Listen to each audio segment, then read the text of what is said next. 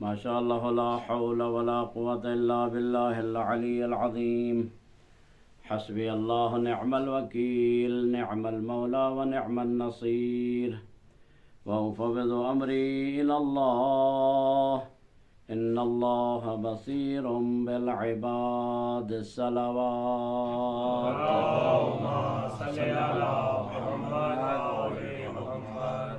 الحمد لله الذي لا يبلغ مدحته القائلون ولا يحصي نعماءه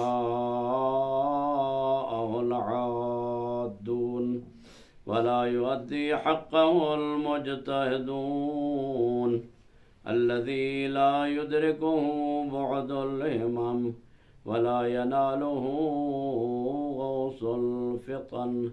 فطر الخلائق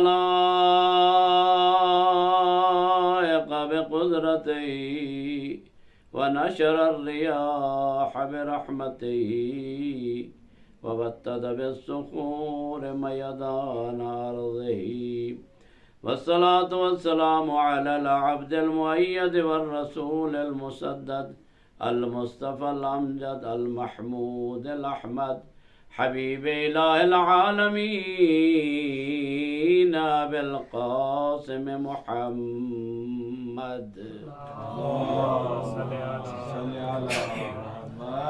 وآله الطيبين الطاهرين المعصومين الغر الميامين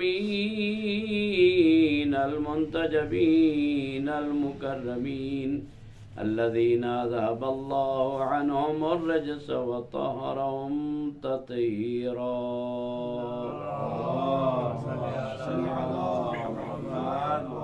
ورحمة الله على محبهم ومواليهم وشيعتهم أجمعين واللعن الدائم على أعدائهم ملعونين من يوم عداوتهم إلى أبد الآبدين.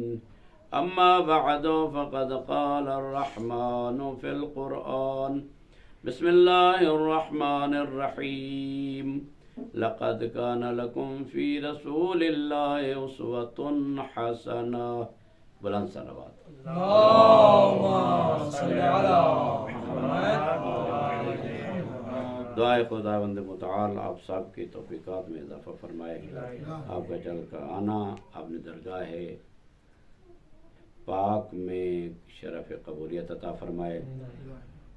تمام مومنین مومنات جو من آدم الی ھذا الوقت اس دنیا سے چلے گئے اپنے قلوب میں محمد وآل محمد کی ولایت اور اپنے وقت کے اولیاء کی ولایت کا نور لے کر چل بسے. خدا ذوالجلال ان سب کے درجات کو بلند فرمائے.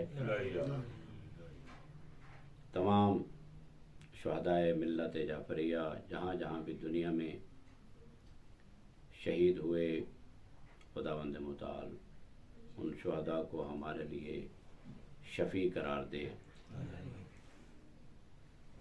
اور یہ اصال ثواب کی مجلس بھی ہے ایام فاطمیہ میں.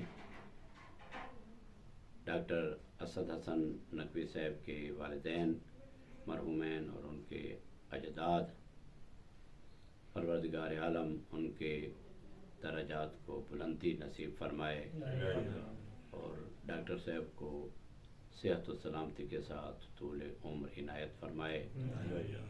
آپ سب کو پروردگار عالم صحت و سلامتی کے ساتھ طول عمر عنایت فرمائے.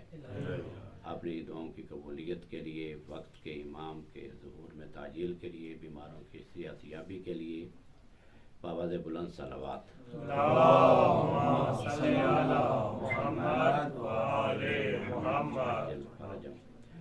ہم جتنا بھی بیان کریں لا تحصى فضائلہم ائمہ علیہ السلام کے فضائل ختم نہیں ہو سکتے اور نہ ان کے ذکر ختم ہو سکتے ہیں. جس طرح کہ قرآن کا ہمارے سامنے کوئی کنارہ نہیں ہے اسی طرح محمد و آل محمد کے ذکر اور ان کے فضائل کا ہمارے ہاں ہمیں کسی کو ان کا کنارہ معلوم نہیں ہے. جس طرح کہ اس حدیث سے معلوم ہو سکتا ہے کہ جب امام پنجم سے کسی آدمی نے سوال کیا کہ مولا آپ کا علم اور سابق انبیاء کے علم میں نسبت کیا ہے، تو مولا نے ارشاد فرمایا کہ اگر سمجھنا چاہتے ہو تو اس طرح ہے کہ اگر ایک مچھر سمندر 7 سمندروں میں ایک مچھر گر جائے تو جو پانی مچھر کے پار پہ آئے گا وہ علم سابق انبیاء کا علم ہے.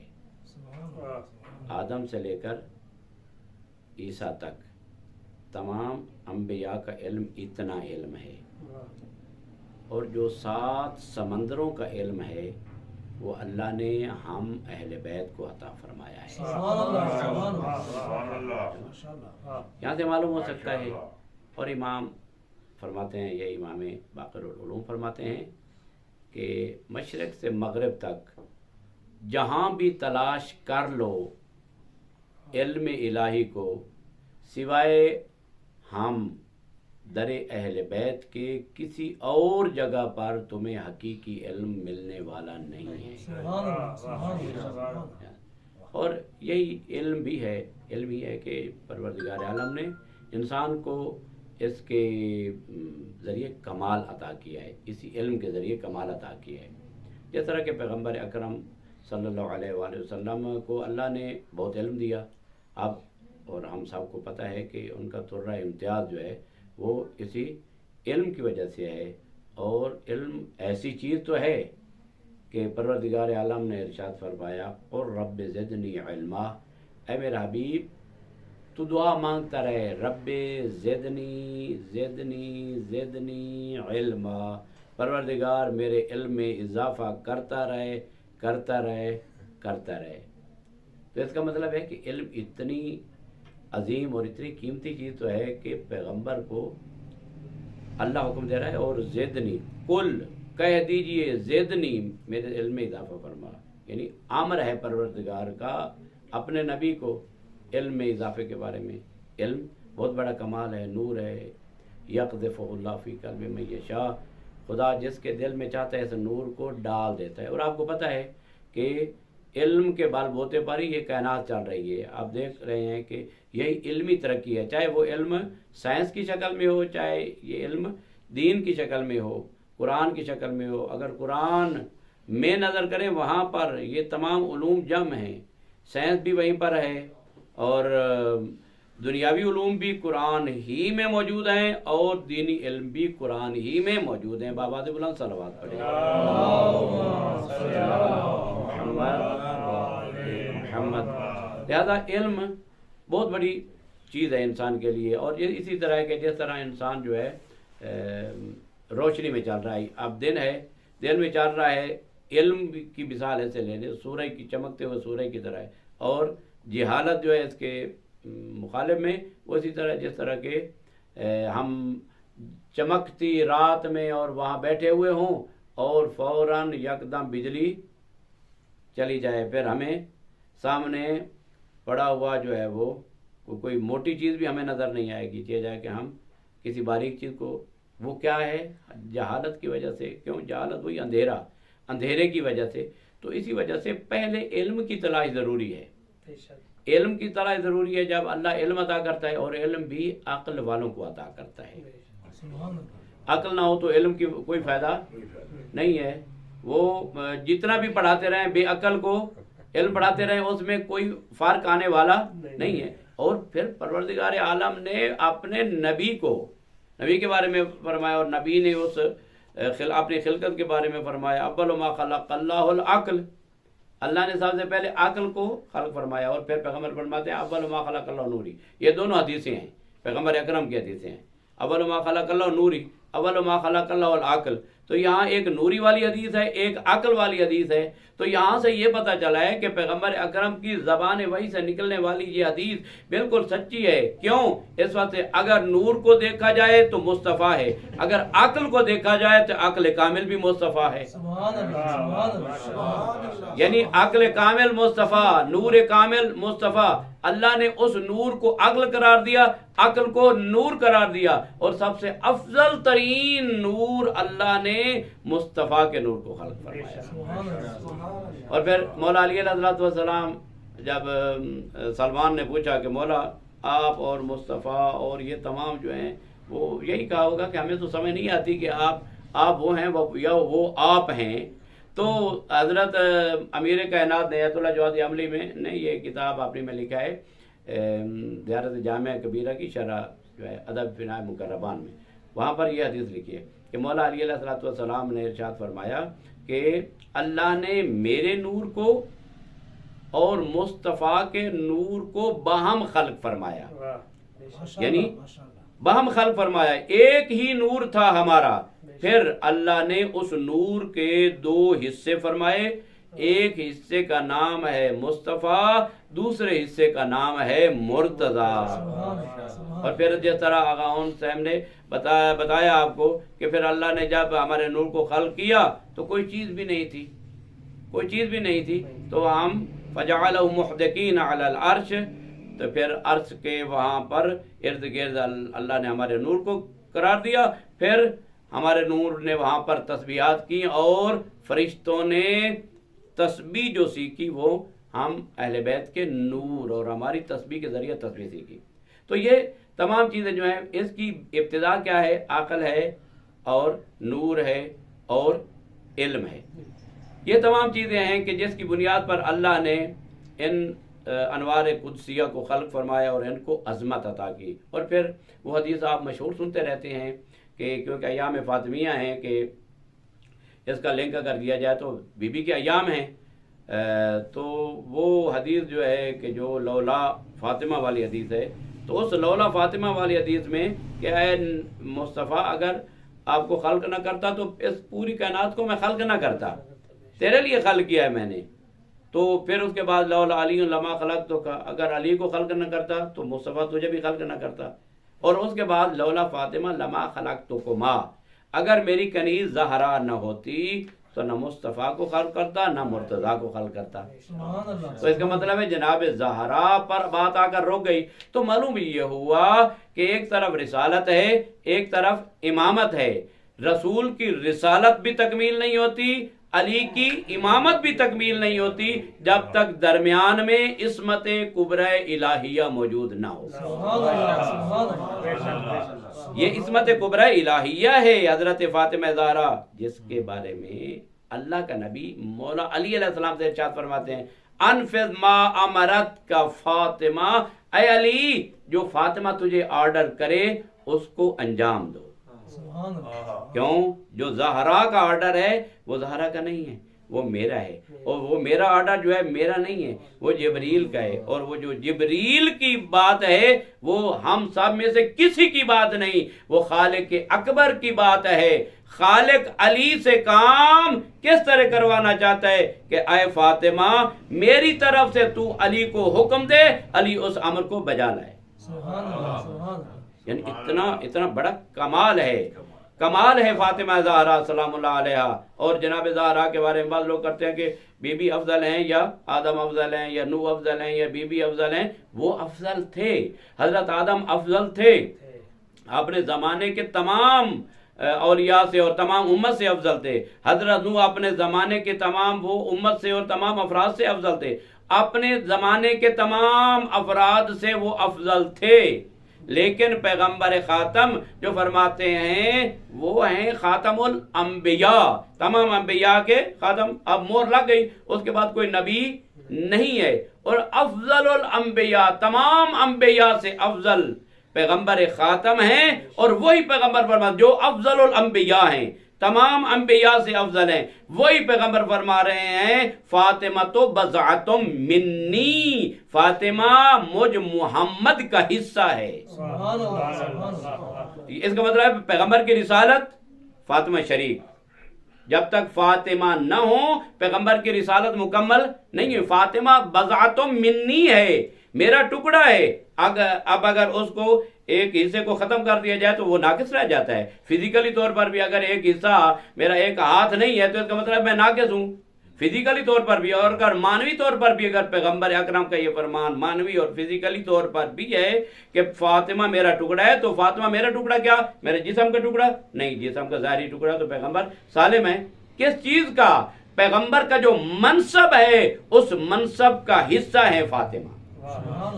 اور آیت اللہ رضمہ جوادی عملی کا 2-3 دن پہلے میں نے پڑھا. آیت اللہ فرماتے ہیں، آغا جوادی عملی فرماتے ہیں کہ جناب زہرا میں امامت کے تمام وہ شکل اور وہ تمام خصوصیات موجود تھیں. اگر بی بی عورت نہ ہوتی تو پروردگار عالم کی اگر مشیت میں مہدی کے بعد اگر کوئی امام ہوتا تو فاطمہ زہرا ہوتی. سبحان اللہ. یعنی جناب زہرا کے اندر وہ تمام خصائص موجود تھے، وہ لیڈ کرنے کے تمام خصائص موجود تھے. اور جناب زہرا کی سیرت کو اگر دیکھا جائے تو بی بی زہرا نے وہ کام نہیں کیا کہ جو امام وقت کرتا ہے. جو امام کام کرتا ہے کیا وہ کام کیا بی بی نے ان کا فیس کیا، ان کا مقابلہ کیا. اور وہ فقط اس وجہ سے کہ ولایت کی حفاظت. اگر بی بی کی جگہ کوئی اور ہوتا تو اس پر لازم تھا کہ ولایت کی حفاظت کرتے. امیر المومنین امام حسن و امام حسین علیہ السلام تو وہ بچے تھے، اگر وہ جوان ہوتے تو ان کے اوپر لازم ہوتا کہ وہ امیر المومنین کی ولایت کی حفاظت کرتے. وہ تو تھے بچے. کون تھا بڑا امیر المومنین کے گھر میں جو اس ولایت کی حفاظت کرتا؟ امیر المومنین تو گوشہ نشین ہو گئے پیغمبر کی وصیت کے بعد. کون تھا؟ وہ جناب زہرا تھی. اور وہ کام کیا جناب زہرا میں جو سابق انبیاء طاغوت کے سامنے کیا کرتے تھے. اور یہ وہ نہیں ہے کہ بی بی کا حق تھا، بی بی کے یہ کھجوروں کے باغ تھے اور بی بی نے فقط اس کے لیے نہیں. وہ تو ایک بی بی کا اپنا مال تھا، وراثت نہیں تھی. بی بی کا اپنا مال تھا. وراثت بنتی ہے بابا کے چلے جانے کے بعد. جو ان کی وراثت انسان کے ہاتھ میں آئے وہ کیا ہوتی ہے؟ وراثت ہوتی ہے، مال. لیکن یہ وراثت نہیں تھی. کہتے ہیں کہ بی بی نے اپنی وراثت، وہ تو بی بی نے اپنا دعویٰ کیا بعد میں کہ وَوَارِثَ سُلَيْمَانُ داود لِلذَّكَرِ مِثْلُ حَظِّ الْأُنثَيَيْنِ. یہ قرآن کی آیات بی بی نے اس وقت پیش کی جب بی بی کے اپنے مال کے بارے میں انہوں نے انکار کر دیا.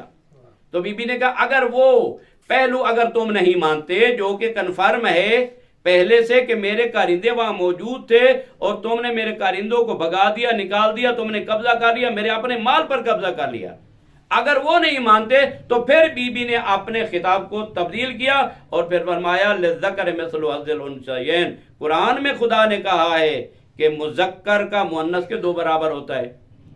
اب اس آیت کی بنیاد پر بی بی نے فرمایا کہ ووارث سلیمان و داود، اگر انبیاء کا کوئی وارث نہیں ہوتا تمہارے کہنے کے مطابق تو پھر ووارث سلیمان و داود، سلیمان داود کا وارث بنا. یہ زکریا نے کہا کہ پروردگار مجھے بیٹا عطا فرما، یارثنی و یارث من آل یعقوب وجعلہ رب رضیہ، مجھے بیٹا عطا کر جو میرا بھی وارث بنے اور آل یعقوب کا بھی وارث بنے. تو بی بی نے یہ ٹھوس آیات جو محکم آیات قرآنی ہیں ان کے ذریعے ان کا مقابلہ کیا اور ان کو لوگوں کے سامنے بی بی نے ان کو ساکت کر دیا. یہ وہ کام ہے کہ جو انبیاء الہی کیا کرتے تھے اور جو مردوں کا کام تھا وہ بی بی نے کیا. بی بی کو تو کیا جب بی بی کو کمائی آتی تھی بی بی ساری کمائی آپ کھا جاتے تھے. حسن حسین وہ بھی وہی ہوتے مون الطعام علی حبہ، اور پھر وہ بھوکے رہ جاتے تھے. خود بی بی کے گھر میں فاقے ہوتے تھے. کس کو اچھا نہیں لگتا کھانا پینا؟ اچھے کھانے کس کو اچھے نہیں لگتے؟ کیا جناب زہرا کو اچھے نہیں لگتے تھے؟ حسنین شریفین کو، جناب زینب کبریٰ کو اچھے کھانے اچھے نہیں لگتے تھے؟ اچھے لگتے تھے. یہ تو وہ گھرانہ ہے اہل بیت کا. جناب زہرا نے علی مرتضیٰ سے عرض کیا یا علی آپ جنگ سے آتے ہیں تو خالی ہاتھ آتے ہیں. سب صحابہ جو ہیں ان کے جو ہے وہ تجوریاں بھری ہوتی ہیں اور انہوں نے سر پہ ہاتھ سارا وہ لادا ہوا ہوتا ہے اپنے آپ کو. یا علی آپ آتے ہیں گھر میں خالی ہاتھ آتے ہیں، کوئی تو ساڑھے واسطے بھی لایا ہوا، اسا بھی کھاؤں گا.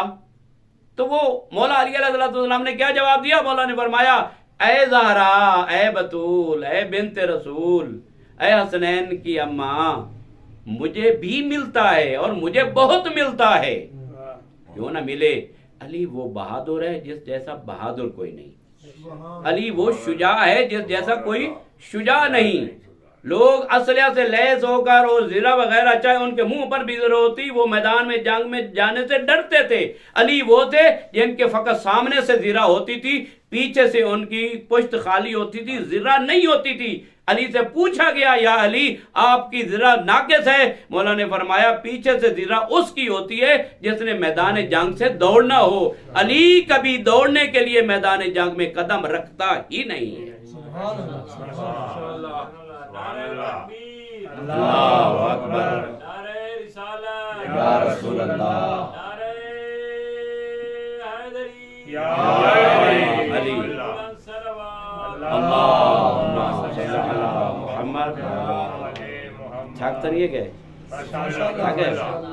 نہیں، انشاءاللہ تھکنے کے بعد آپ کو کھلائیں گے پلائیں گے، انشاءاللہ آپ کا وہ تھکیڑا جو ہے وہ انشاءاللہ اتر جائے گا۔ اگر تھک گئے ہیں تو ایک باواز بلند صلوات محمد وآل محمد، ٹھیک ہے؟ اگر غلط پڑھوں تو پھر بتانا کہ یہاں سے غلط ہے، لیکن اگر ٹھیک پڑھوں تو انشاءاللہ صبح تک سنتے رہنا، باواز بلند صلوات پڑھیں محمد وآل محمد۔ فقط ایک زرہ اور وہ بھی آگے سے، اور پھر ایک خاصیت یہ بھی ایک وار کرتے تھے، فقط ایک وار دشمن پر۔ اور میں نے ایرانی خطیب سے سنا تھا کہ وہ بیان کر رہے تھے کہ جب مولا کی تلوار ٹوٹی نا جنگ میں، تو تلوار آنے تک مولا نے ویٹ نہیں کیا، انتظار نہیں کیا کہ اب تو پھر تھوڑا سا کپڑے کو سیٹ کر لوں اور پھر اپنے آپ کو سیٹ کر لوں جب تک تلوار آ جائے۔ مولا نے وہاں پر کوئی وقفہ نہیں کیا۔ کیا کیا؟ یہ عتبہ اتیبہ اور یہ سورمائے عرب مشرکین جن پر وہ فخر کیا کرتے تھے، اس کے بارے میں وہ ایرانی خطیب بتا رہے تھے کہ جو ہی تلوار ٹوٹی، مولا نے ان سورماؤں میں سے ہر ایک کو وہاں سے پکڑا، فضا میں پھینکا، وہ بھی فضا میں ہوتا تھا، دوسرے کو پکڑتے تھے، اس کے ساتھ دے مارتے تھے، ٹوٹے ہو کے زمین پہ آتا تھا۔ یہ کیفیت ہوتی، یہ وہ علی بہادر تھے۔ پھر مولا کو حق بھی زیادہ ملتا تھا، اور پیغمبر اکرم کے دستے عدل سے، عدل کے ہاتھ سے مولا کو ملتا تھا۔ لیکن مولا علیہ السلام فرماتے ہیں کہ اے زہرا، جب میں وہاں سے آتا ہوں، میدان جنگ سے باہر نکلتا ہوں مدینہ المنورہ آنے کے لیے، تو راستے کی بستیوں کے غریب، یتیم، مسکین، فقیر اپنے گھروں کے دروازوں پہ جمع ہو جاتے ہیں، اور ہر آنے والے صحابی سے پوچھتے ہیں تمہارے اندر علی ابن ابی طالب کون ہے؟ حیدری، یا علی، تمہارے اندر علی کون ہے؟ کیوں؟ کیونکہ وہ تو دیتے نہیں تھے، وہ تو دیتے نہیں تھے کہ ہم نے بہت مشکل سے یہ حصہ لیا ہے، پتہ نہیں لم یضرب ولم یضرب کتو تھا، نہ کبھی مارا تھا، نہ مار کھائی تھی، نہ کبھی گئے تھے اور نہ کوئی زحمت کی تھی۔ زحمتیں تو علی کرتے تھے، زحمتیں تو مالک اشتر کرتے تھے، زحمتیں تو علی کے خالص صحابی کیا کرتے تھے، پیغمبر کے خالص جنگجو وہاں پہ زحمتیں کیا کرتے تھے، ان کی بدولت ان کو بھی مل جایا کرتا تھا۔ لیکن جب ان کو ملتا تھا تو یہ دینے والے تھے، یہ تو غصب کرنے والے تھے، لوگوں کو عطا کرنے والے نہیں تھے۔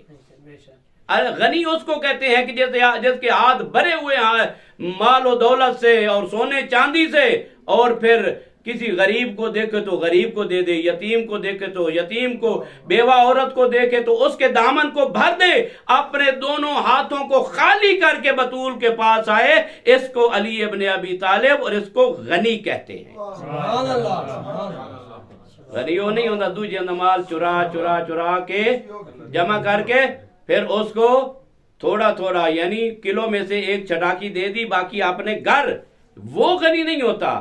غنی وہ ہوتا ہے کہ جس کے اندر مال کا حرص نہ ہو، مال کی ہوس نہ ہو، اس کو غنی کہا جاتا ہے۔ اور اللہ نے اس کائنات میں سب سے بڑے اغنیاء مخلوقات میں سے سب سے بڑے اغنیاء محمد و آل محمد کو خلق کیا ہے۔ محمد و آل محمد صلوات اللہم صلی علی محمد و آل محمد وعجل فرجہم۔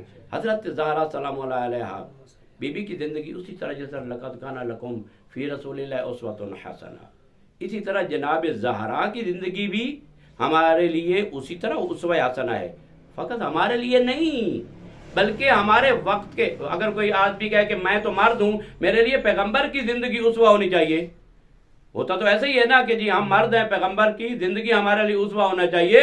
میں آپ کو ایسے مرد کا ریفرنس دیتا ہوں کہ جو اس کائنات میں سب سے بڑا مرد ہے۔ وہ کون ہے؟ وہ مہدی دوران ہیں۔ فرماتے ہیں لی فبنت رسول اللہ اسوہ، رسول اللہ کی بیٹی کی زندگی میں مجھ مہدی کے لیے اسوہ اور نمونہ پایا جاتا ہے۔ سبحان اللہ، سبحان اللہ۔ وہ کون سا اسوہ ہے؟ وہ کون سا نمونہ ہے؟ ہر لحاظ سے، عبادت کے اعتبار سے، شجاعت کے اعتبار سے، کتنی شجاع ہیں بی بی، کتنی شجاع ہیں بی بی۔ بی بی نے ایسا خطبہ دیا ہے، خطبہ فدقیہ، بہت بڑا خطبہ، اور بی بی نے پوری شجاعت کے ساتھ خطبہ دیا، اور پھر ان کو ایسے وہاں پر وہیں محفل میں وہ بی بی، ٹھیک ہے بی بی پر مصاب ہے، لیکن بی بی نے ان کی ایسی حالت کر دی وہ قیامت تک منہ دکھانے کے قابل نہیں ہے۔ ایسا بی بی نے ان سے پردہ فاش کیا، اور یہ کام فقط بی بی کر سکتی تھی، یہ کام بی بی کر سکتی تھی، مولا علی علیہ السلام نہیں کر سکتے تھے۔ جس طرح کہ آج بھی اعتراض کیا جاتا ہے کہ مولا علی علیہ السلام نے فتح کیوں نہ واپس لیا، اور مولا علی علیہ السلام نے اپنی ولایت جو ہے، خلافت جو ہے، وہ کیوں نہ لی، اور اتنے شیر اور بہادر تھے۔ آپ مجھے، بلکہ میں آپ کی ذریعے پہنچانا چاہتا ہوں لوگوں تک، آپ مجھے قرآن سے دکھائیں، نبی کے فرمان سے دکھائیں، اور عقلاء کی سیرت میں دکھائیں، آدم سے لے کر مصطفیٰ تک، مصطفیٰ سے لے کر آج تک کہیں پر بھی شرعی اعتبار سے کسی الہی حاکم نے ڈنڈے کے ذریعے اپنی حکومت منوائی ہو۔ اللہ نے جب کہہ دیا کہ یہ آدم ہے تمہارا نبی ہے، اس کی اتباع کر رہی، اب اتباع کس پر ہے؟ آدم پر ہے؟ نہیں، آدم کے ماننے والوں پر، امت پر اتباع ہے، نوح کی امت پر اتباع ہے، ابراہیم کی امت پہ اتباع ہے۔ فاتبعونی یحببکم اللہ، اے نبی کہہ دو ان کو فاتبعونی یحببکم اللہ، اگر اللہ کو محبوب کرنا چاہتے ہو، حب رکھنا چاہتے ہو تو میری اتباع کرو، اور جو میری اتباع کرے گا، ظاہر ہے جو محمد کی اتباع ہے وہ فاطمہ زہرا کی اتباع ہے۔ فاطمہ محمد کا ٹکڑا ہے، گوشت رسول ہے، اور رسول کی رسالت کا حصہ ہے۔ اب محمد کی اطاعت کے ساتھ حضرت فاطمہ زہرا صلوات اللہ علیہم، ان کی اطاعت ہے۔ ان کی اطاعت تو آپس میں چین ہے، ایک زنجیر ہے جو جڑی ہوئی ہے۔ اگر کوئی ان میں سے 12-14 میں سے کسی ایک کی اطاعت کا انکار کرے گا، اس کا انکار 14 کا انکار ہوگا۔ اور اگر تمام کی ولایت کو اپنے سینے سے لگایا گا، اور جس طرح فرمایا اون صاحب نے کہ اس کا مطلب یہ نہیں ہے کہ ہم کہیں کہ مولا ہم تو آپ کے موالی ہیں، جناب زہرا سے بی بی سین تو سا ساڑی بی بی ہو، صحیح ہے، اس میں کوئی شک نہیں کہ بی بی ہماری سین ہیں، اور بی بی ہماری سیدہ ہیں، ہماری سردار ہیں، ہمارا سب کچھ اہل بیت ہیں، ہماری شفاعت منوط ہے، منحصر ہے حضرت فاطمہ زہرا کی شفاعت کرنے پر، کہ جو شفیع روز جزا فاطمہ، اپنے ماننے والوں کو جہنم کی آگ سے بچانے والی بی بی فاطمہ زہرا ہوگی قیامت والے دن، اس میں کوئی شک نہیں ہے۔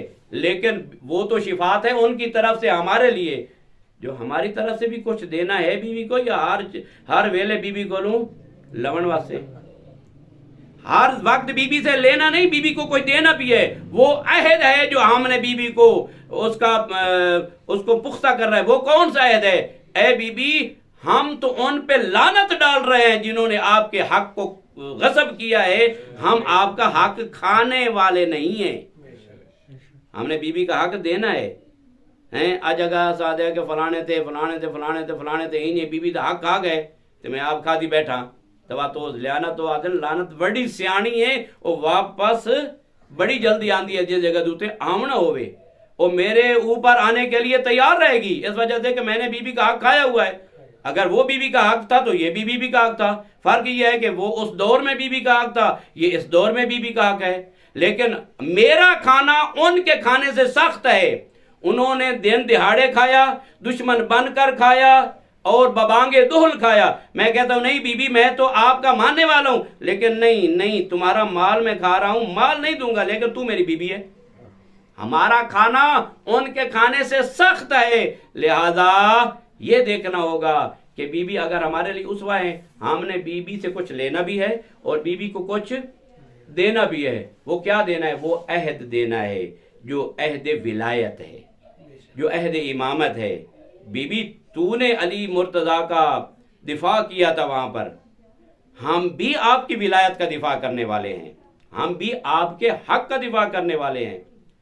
اور آپ سب کو اور ہم سب کو معلوم ہے کہ بی بی نے جو بابا کے سامنے جو بین کیے تھے، ان بینوں میں سے ایک یہ تھا کہ بی بی نے جب یہ کہا یا ابتا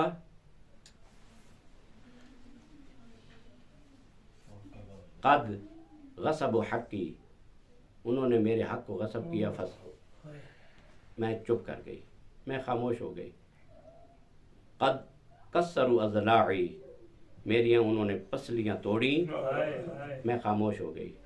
قد اسقطوا جنینی، انہوں نے میرا محسن شہید کیا، میں نے صبر کیا، در و دیوار کے درمیان پس گئی زہرا۔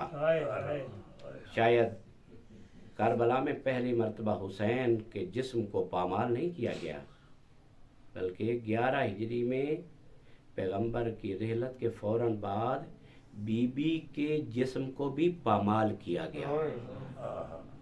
وہاں سم اسپاں کے نیچے، وہاں گھوڑوں کی ٹاپوں کے نیچے سید الشہداء کے بدن کو پامال کیا گیا۔ وَرَزُّوا صَدْرَهُ رَزًّا رَزًّا، کہا کہ ایسا پامال کیا پتہ نہیں چلتا تھا سینے کی ہڈیاں کون سی ہیں، پشت کی ہڈیاں کون سی ہیں۔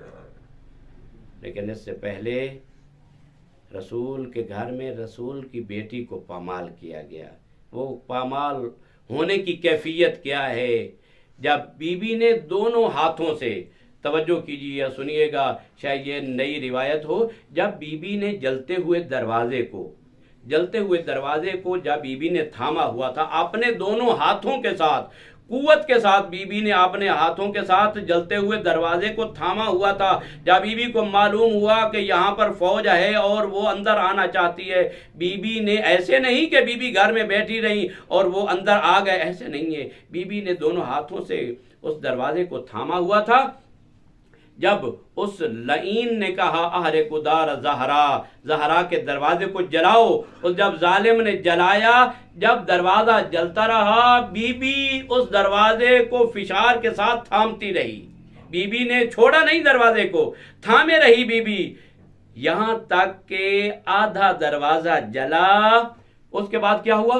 جب آپ دیکھا، جب لکڑیوں کا دروازہ نہ جل رہا ہو اور اس کے جو دونوں پارٹ ہیں ملے ہوئے ہوتے ہیں، جب آگ جلاتی ہے تو پارٹ درمیان میں جگہ چھوڑ دیتے ہیں۔ جب جگہ چھوڑ دی تو دیکھا کہ زہرا نے دروازے کو تھاما ہوا ہے، تو یہاں ایک روایت ملتی ہے، اس ظالم نے کیا کہا؟ اپنے کنفذ سے کہا جلدی کرو، اس دروازے کے درمیان پارٹ میں بطول کا ہاتھ کلائی نظر آ رہی ہے، جلدی کرو زہرا کا دروازے سے ہاتھ چھڑاؤ۔ کہاں زہرا شہید نہیں ہوئی. پہلی مرتبہ تو یہاں جناب زہرا کا ہاتھ شہید ہوا. اس ظالم نے کیا کیا؟ اس ظالم نے تلوار کا دستہ ایسا اس درمیان میں سے پاٹ میں سے مارا کہ جناب زہرا کی کلائی پہ لگا.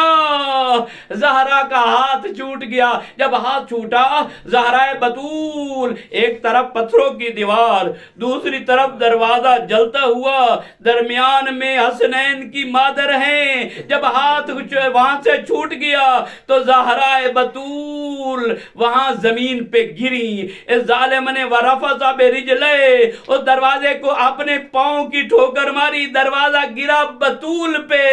عزادارو اس کے بعد کیا ہے؟ ادھر ادھر سے نہیں بلکہ یہ 40 ظالم اس دروازے کے اوپر سے گزر کر زہرا کے گھر میں آئے.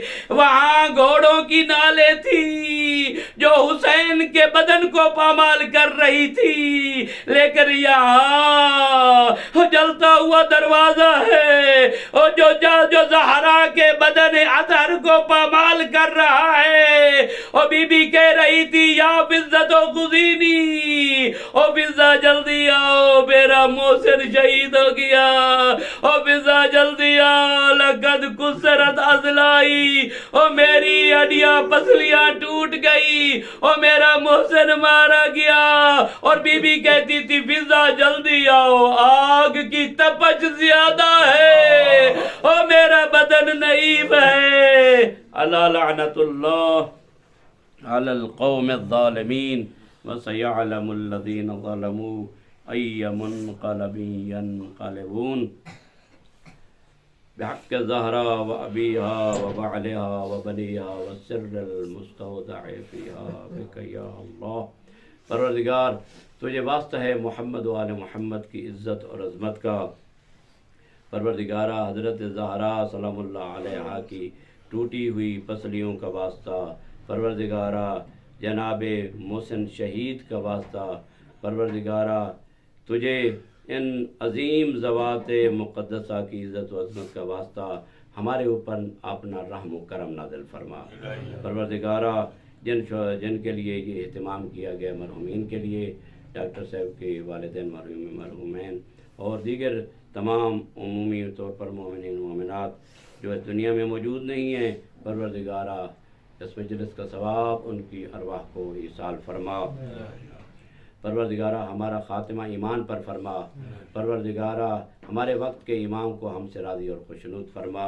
پروردگارہ ہمارے تمام دعاؤں کو مستجاب فرما. ہمارے اساتذہ جو زندہ ہیں ان کی توفیقات میں اضافہ فرما. جو دنیا سے چلے گئے ان کے درجات بلند فرما. پروردگارہ ہمارے وہ دعائیں جو ہمارے دلوں میں موجود ہیں ہماری زبان پہ نہیں آ سکی، ہماری وہ دعائیں بھی مستجاب فرما. اور یہ جو حضرات تشریف فرما ہیں پروردگارہ ان کا آنا اور ان کی عیسائی اپنی درگاہ میں منظور و مقبول فرما. پروردگارہ ان کے تمام حوائج کو اپنی درگاہ میں مستجاب فرما. بحق نبی و آلہ ایک مرتبہ سورہ فاتحہ 3 مرتبہ سورہ اخلاص کی تلاوت کر کے تمام عمومی طور پر تمام مومنین مومنات جو مرحوم ہیں اور بالخصوص ڈاکٹر اسد حسن نقوی صاحب کے والدین کی ارواح کو ایصال فرمائیں. بسم اللہ الرحمن الرحیم. الحمد للہ رب العالمین الرحمن الرحیم مالک یوم الدین. ایاک نعبد